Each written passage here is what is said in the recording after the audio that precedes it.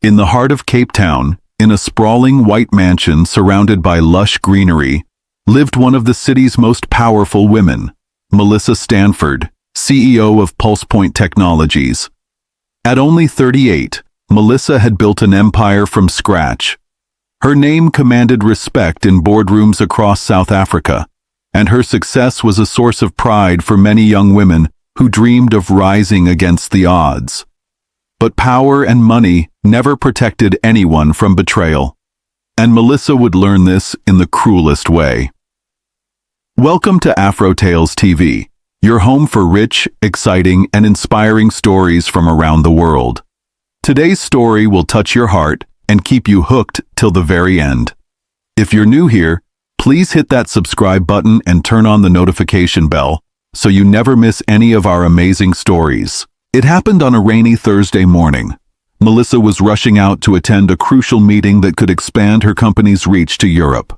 Her husband, Ethan, had handed her the car keys with a sweet kiss on her forehead. "Drive safely, love," he said, helping her with her coat. "And call me when you get there." She smiled at him, adjusting her black heels. "I always do." The rain was heavier than usual, but Melissa was used to driving under pressure. However, as she drove down a sharp turn near Chapman's Peak Drive, her brakes failed. The car spun out of control and slammed violently into the rocky side of the mountain. When she woke up 2 weeks later at Cape Private Hospital, the world was no longer the same. "Mrs. Stanford," the doctor said gently, "you've come out of the coma. But I'm afraid there's permanent damage." Her head felt like it was splitting open, and her body wouldn't respond when she tried to move her legs. Her eyes met the doctor's, confused, desperate. "You suffered trauma to your brain and spine. You'll need a wheelchair for now. And there's another thing. We've run several tests. You've lost your hearing completely. I'm very sorry." Melissa couldn't believe it. The room was silent, as if her world had been unplugged from sound itself. Days turned into weeks. Melissa was discharged and brought back to the mansion, now with full-time nurses and therapists. Her company appointed a temporary CEO in her absence. She didn't argue. Her energy had been drained, and the silence in her mind was louder than any boardroom could ever be. But there was someone else whose behavior began to change the moment she returned: Ethan.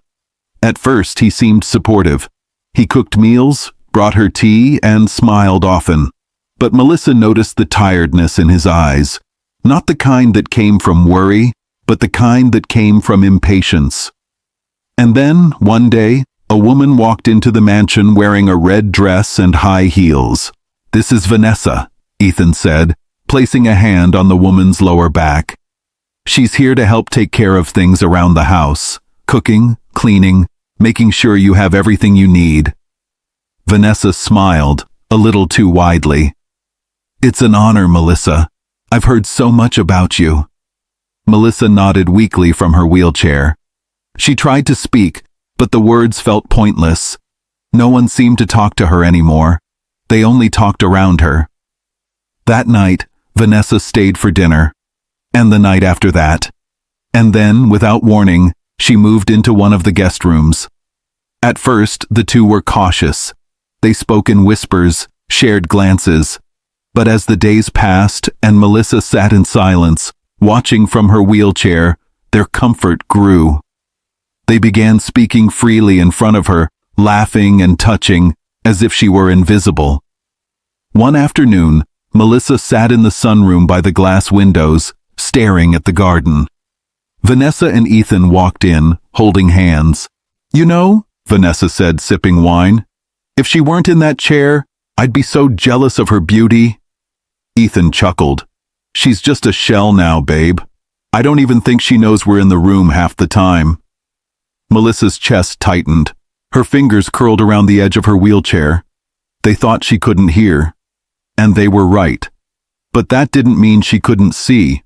The worst part wasn't just the betrayal. It was the cruelty in their voices, like she was no longer human. "She's not going to recover," Vanessa said one night while painting her nails in the living room. And even if she does, she'll be stuck like this forever. You're wasting time. Patience, Ethan said. Just a little more time, and everything will be in place. Melissa began to pay attention to their patterns. Ethan had become distant, no longer sleeping in their shared bedroom. Vanessa answered phone calls using Melissa's devices. Once, she saw her on the CEO's old iPad, going through documents. They weren't just cruel, they were planning something. One night, as she sat silently near the kitchen entrance, she watched them toast champagne glasses. "To a new beginning," Vanessa whispered, wrapping her arms around Ethan's neck. "Soon, this house will be ours, the company too." Ethan smiled. Just a little accident away. Melissa's breath caught in her throat. Another accident? But they didn't know one thing. Something had changed. 2 nights later, as she lay in bed, Melissa heard a faint buzzing sound. It was low, distant, and yet unmistakable. Sound. Her ears were picking up faint noises again. At first, she thought it was her imagination. But it wasn't. Every day, her hearing sharpened a little more. No one knew. She didn't tell the doctors.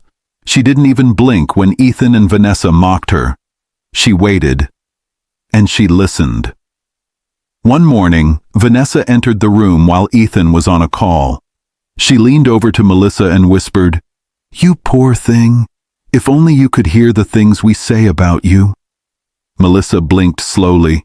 She did not respond. But deep inside, something fierce had awakened. Later that evening, she asked one of the nurses to bring her a voice recorder. She claimed it was for speech therapy practice.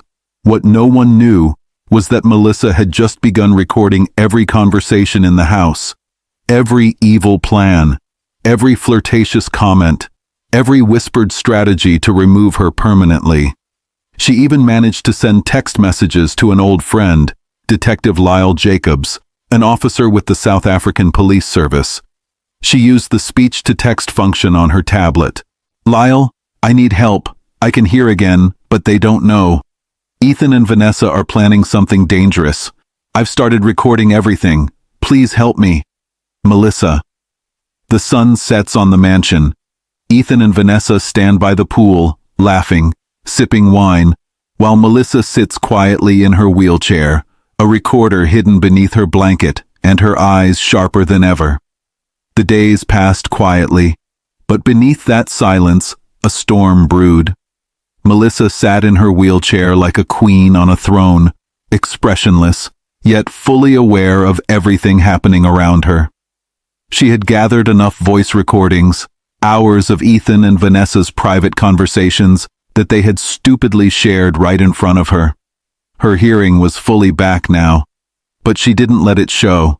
She still pretended to be lost in her quiet world, head tilted, lips still. Ethan had become more careless, and Vanessa, more confident. They thought victory was near.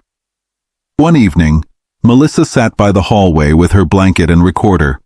She listened as the two lovers whispered in the kitchen. "She's getting weaker," Vanessa said, licking honey off a spoon. "You saw the nurse's note? Her blood pressure has been dropping." Ethan poured wine into 2 glasses. "Perfect. Makes it easier." "Are you sure this plan of yours will work?" Vanessa asked. "Of course. You'll take her tea up tomorrow morning. I'll mix the powder in. She'll drift off quietly in her sleep. Natural causes."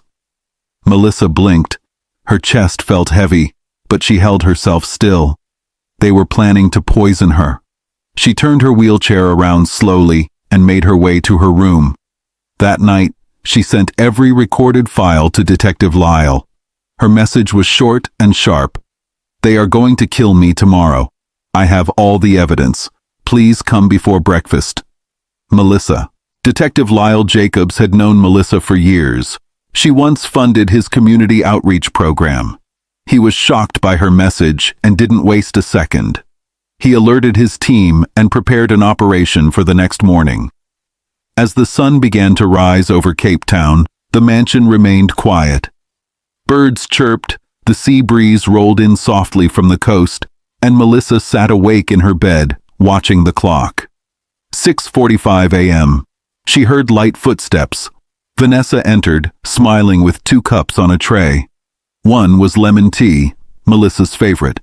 The other was a cup of black coffee for Ethan. "Good morning, sweetheart," Vanessa said sweetly. "I thought you'd like something warm today." Melissa blinked and nodded slowly. Vanessa placed the tray on the table beside her and gently lifted the teacup. Her hand trembled slightly. "Here you go." Melissa reached forward with a shaky hand, touched the cup, and stopped. "Where's Ethan?" She signed with her fingers. Vanessa didn't notice. She was too distracted trying to encourage her to drink. At that moment, the front door slammed open. "Police!" a loud voice barked. Melissa's eyes remained fixed on Vanessa, who dropped the cup in shock. Detective Jacobs and 2 uniformed officers stormed into the room. "Hands where I can see them! Nobody moves!" Ethan, who had just walked into the hallway, froze. "What the hell is this?" he shouted. "You can't just barge into my house." "Yes, we can," Lyle snapped, holding up a warrant. "You're under arrest for attempted murder, conspiracy to murder, and criminal neglect. We have audio evidence of everything. You and Vanessa have been planning to kill your wife." Vanessa turned pale. "What? No, that's not—" "Save it," Jacob said coldly. "Melissa recorded every word. You 2 were foolish enough to say it all in front of her." Ethan's face twisted. "She can't hear. She's deaf." Melissa turned her head slowly and met his eyes for the first time in weeks. Then she spoke, calmly, clearly. "I can hear you now, Ethan. I've heard everything." Ethan stumbled back as if slapped. You lied to us?" "No," Melissa said. "You lied to me. You married me for money. You nearly killed me in that accident." Detective Jacobs stepped forward. "We also have surveillance and a witness who confirms you tampered with her car's brakes. That's attempted murder, Ethan." The 2 lovers were handcuffed and led out of the mansion. Vanessa screamed. Ethan looked stunned. Melissa didn't move. She simply sat in her wheelchair and watched them go. In the weeks that followed, Melissa handed over the recordings to the court. The media exploded with the story of Cape Town's tech queen who survived betrayal, murder plots, and a husband's evil plan. She filed for divorce. The company's board welcomed her return with open arms, and PulsePoint's stocks soared. But Melissa wasn't interested in revenge. She focused on healing, on strength, on rebuilding. One afternoon, Detective Jacobs came to visit. "You know," he said, sitting across from her on the veranda, "you're the strongest woman I've ever met." Melissa smiled softly. "I just did what I had to do." "You could have died," he said. "I almost did. Twice. But I think life wanted me to see the truth first." As the breeze touched her face, Melissa looked out into the distance. She wasn't the same woman who once ruled boardrooms in high heels. She was stronger now, and no one would ever silence her again. Never underestimate the strength of someone who appears weak. Melissa's story reminds us that silence is not always helplessness. Even when life tries to break you, through betrayal, disability, or heartbreak, there is still power in patience, wisdom, and quiet strength. Evil may think it's winning, but truth always finds its voice. And when it does, justice follows. Thank you for watching this story on Afro Tales TV.